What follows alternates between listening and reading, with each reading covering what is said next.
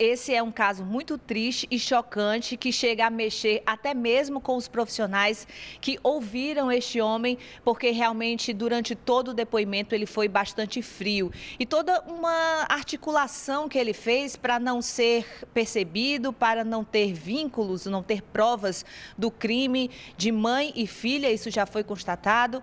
E aí ele veio inclusive até a delegacia para saber informações do que a polícia já tinha. Ele veio informações cobrar aí quem teria matado mãe e filha. Só que aí ele, por inocência talvez, não acreditava, não achava que fosse ficar preso. Coisa que os delegados aqui logo atentaram para essa história, porque acharam o comportamento dele bastante estranho. Uma pessoa que acabava de perder aí a então companheira e também a filha, estar tão tranquilo, tão calmo, como disse a delegada várias vezes durante a entrevista, chegava a bocejar, talvez de tanto tédio por ter que esperar e falar a respeito desse assunto. A gente vai conversar agora com a delegada que está à frente deste caso, Mariana Diógenes, é da 7ª Delegacia aqui do Departamento de Homicídios. Doutora, ele veio até a delegacia, né? Mas vocês já tinham indícios de que ele era o principal suspeito, inclusive imagens dele carregando uma sacola que depois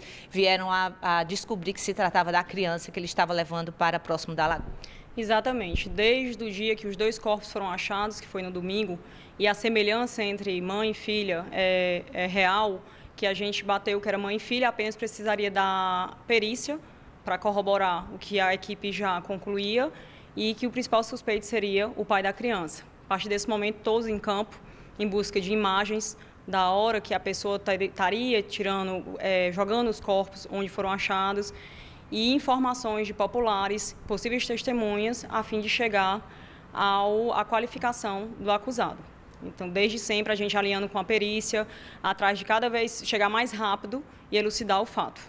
Durante a coletiva, a senhora também explicou com detalhes a forma como ele chegou a confessar esses crimes. Como é que foi essa situação? A senhora teve que passar o dia inteiro com ele aqui na delegacia para, enfim, ele dizer o que havia acontecido. Exatamente. Ontem as equipes, que na verdade foi a equipe da 7ª Delegacia, com a equipe da 1ª, 4ª Delegacia, Núcleo Operacional, todos mobilizados a fim de dar uma resposta o mais rápido possível diante dos crimes. E aí eu tenho a notícia que o irmão da vítima estaria querendo falar comigo. Quando eu subo com o irmão da vítima, eu tenho notícia que o meu principal suspeito estava querendo saber também notícias sobre a investigação. Ocasião que eu peço que subam com ele e coloquem próximo à minha sala.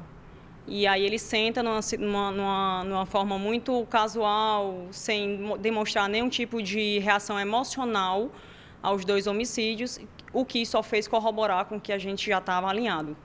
Nesse momento, eu chamei as equipes e disse, vamos ficar, ele não sai mais aqui de dentro.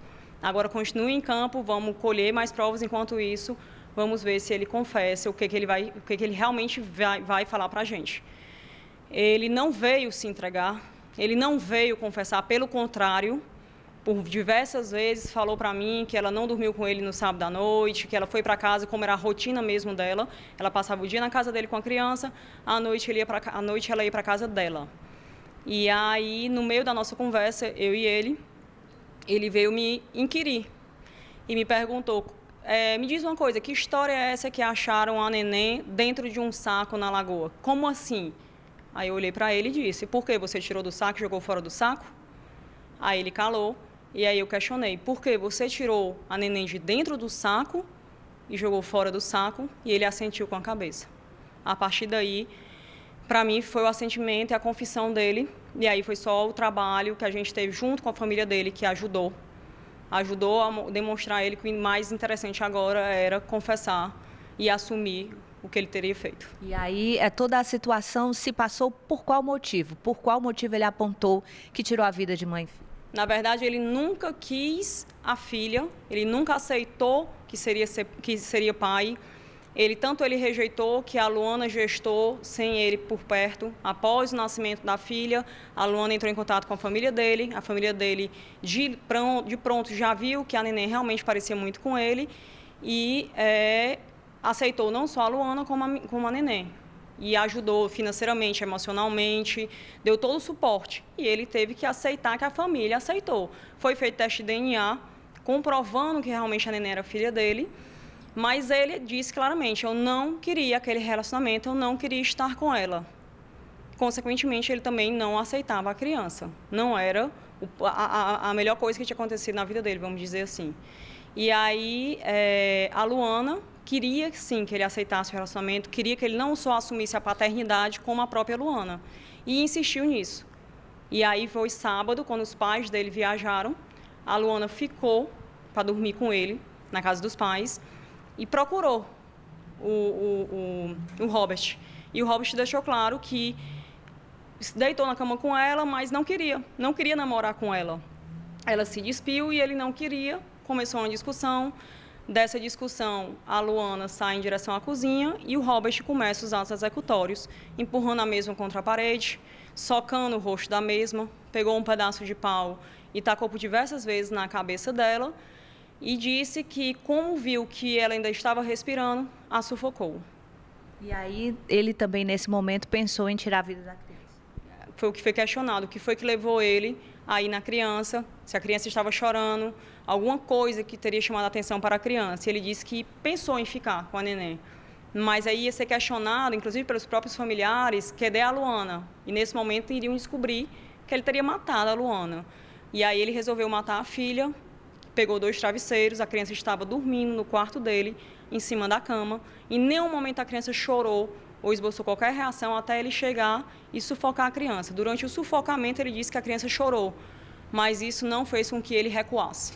Ele só parou de sufocar a neném quando ele acreditou que ela estaria morta. E aí houve todo, né, o descarte dos corpos e a ocultação, né, das duas, como a gente já viu aí, toda a história. Mas para a gente finalizar, eu queria que a senhora falasse que crimes ele vai responder, por quais crimes, e também se ele já tinha algum histórico ou passagem pela polícia de violência contra a mulher ou de comportamento agressivo. Tá, os crimes, ficou configurado sim um feminicídio, porque havia sim uma relação entre os dois, mesmo que ele não quisesse.